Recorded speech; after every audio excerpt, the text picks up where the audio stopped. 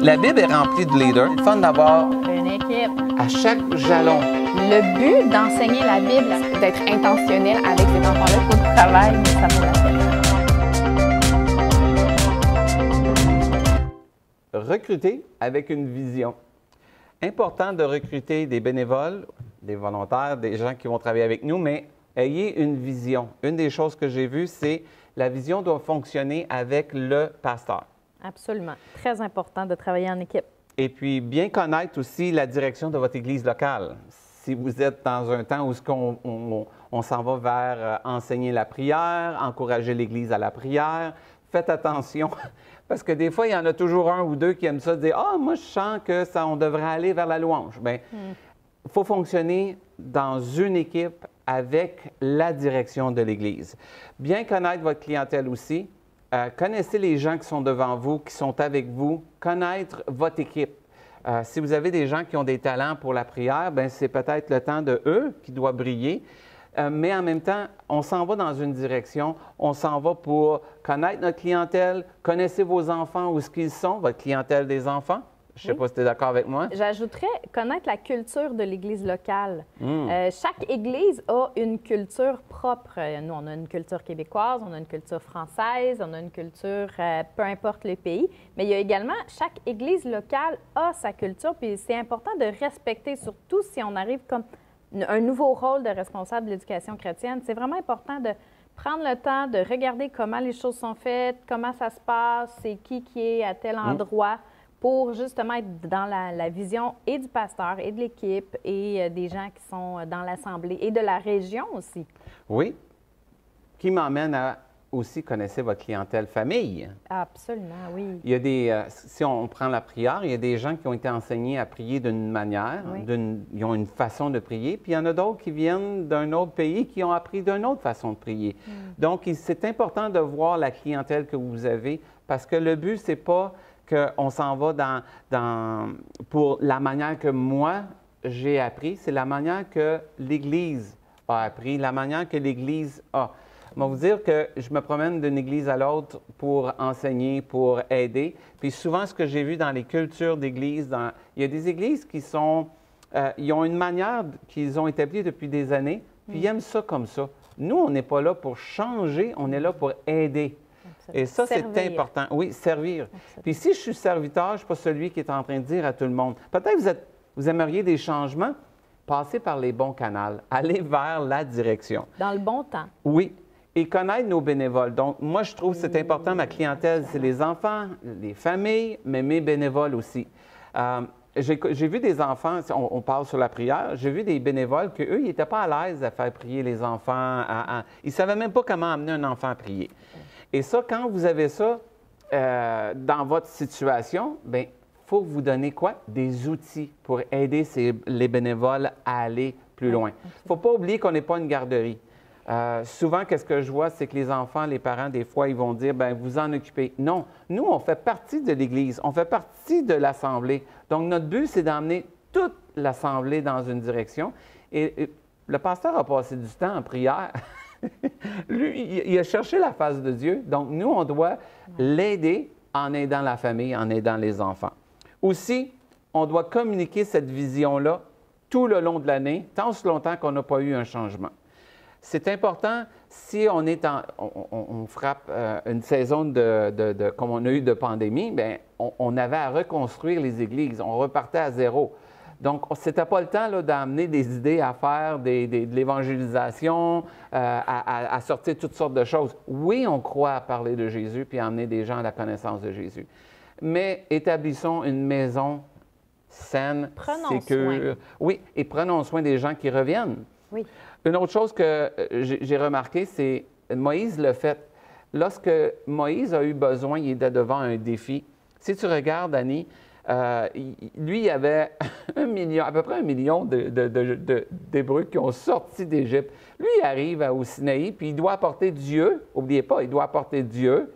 Ça n'existait pas, là, le phénomène de qu'est-ce qu'on voit les Juifs avec tous les sacrifices. Ça n'existait pas. Eux sortaient d'Égypte de 400 ans d'histoire.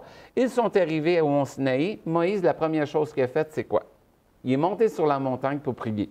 Il est allé consulter Dieu. Une des choses que j'ai appris pour une vision, le pasteur vous donne sa vision, il vous dit où est-ce qu'il s'en va. Vous allez en prière puis vous demandez à Dieu. La deuxième chose qu'il a faite, il n'est pas allé tout seul. Il est allé avec son équipe. Consultez votre équipe, amenez-les en prière eux aussi. C'est une chose que j'ai découvert. Ensuite, lui est monté plus haut. Ça, c'est qu'est-ce que Dieu lui a fait. Puis il est allé chercher quelque chose de Dieu. Lorsqu'il était là en prière, bien, son besoin, c'était d'apporter Dieu au peuple. Dieu lui a parlé en prière. Imagine-toi, il a demandé de faire une copie de ce qui existait au ciel. Une copie de ce qui existait au ciel. Je ne sais pas pour vous, mais déjà là, que Dieu me demande d'amener beaucoup de personnes à le connaître, là, il faut que je reproduise ce que je vois au ciel. Dieu nous demande de nous aussi de faire connaître son nom sur la terre, de répandre l'Évangile de Jésus. Et qu'est-ce qu'on doit faire? C'est de demander à Dieu comment est-ce qu'on peut le faire. Dieu nous donne comment le faire. Ensuite, moi, j'ai toujours aimé, un coup qu'il a montré la copie céleste, il a dit, maintenant, tu vas le faire sur la terre. Dieu, il donne une équipe. Exact. Hey, des connexions divines. Il n'a pas eu à faire ça tout seul. Il a dit, tu vas reproduire, on sait, l'autel d'airain, la cuve pour se laver. Ensuite, il y avait l'autel de parfum, le chandelier, mais il y avait aussi l'Arche de l'Alliance, où ce que Dieu était pour parler à Moïse. Et c'est une chose que nous, on doit faire. On doit créer dans le cœur des enfants, si on est capable, par l'aide de Dieu, une place où ce que Dieu peut venir communiquer avec eux.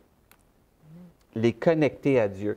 Et cette équipe-là, Dieu a établi des artistes, des gens qui étaient capables de... Puis c'est Dieu qui dit, ces gens-là, je les ai oints, j'ai mis en eux la capacité de le faire. Donc, vous n'êtes pas seul. Dieu met des gens, des connexions divines autour de nous. Moi, toi, tu en as une depuis des années.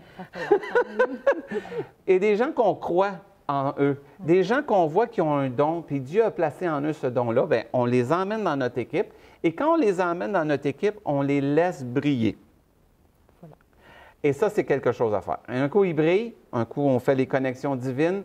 Bien, c'est sûr, là, on passe à l'action. Donc, c'est qu'est-ce que j'ai découvert avec une vision? Ça commence avec un besoin, on le fait connaître. Oui. Le besoin, le pasteur dit, moi, je vais aller dans telle direction.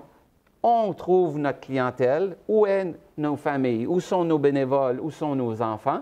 Si l'enfant n'a aucune connaissance de la prière, ça ne me donne rien de lui montrer le mot grec de la prière, puis l'enseigner dans une profondeur. On va revenir à la base pour dire, regarde, on va enseigner sur parler à Dieu par Jésus qui va être là pour l'aider. Ensuite qu'on a ça, bien, allez en prière, demandez à Dieu, comment est-ce que je peux faire pour accomplir cette vision-là? Qui sont les gens que Dieu va placer autour de vous? Et terminer par, n'ayez pas peur, Dieu est avec vous, passez à l'action. Ça, c'est une chose que j'ai appris, c'est la peur paralyse, mais l'amour bannit la crainte. C'est ça. Et lorsqu'on peut avancer, bien là, vous avez votre vision et vous devez maintenant la communiquer. La communiquer à tout le monde, pas juste à vos enfants, on la communique à notre équipe, on la communique aussi à l'Église. On peut faire plein de choses pour communiquer la direction qu'on s'en va. J'ai vu que vous avez fait des aimants à un moment donné. Oui, on a fait un dimanche de la famille dans lequel on a juste partagé la vision de l'éducation chrétienne à l'Assemblée, puis pour les prochaines années. Puis oui, on a fait des petits aimants là, avec les noms de chaque enfant, puis chaque personne qui fréquente l'Assemblée pigeait un aimant, puis s'est engagé à prier pour cet enfant-là pendant 1 an. Donc, on a fait ça cette année. Là.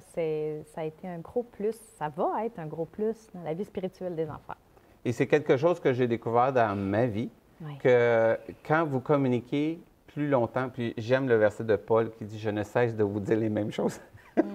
L'Église a besoin d'entendre parler de l'éducation chrétienne à des enfants. Ils ont besoin, vous servez des enfants pour faire connaître.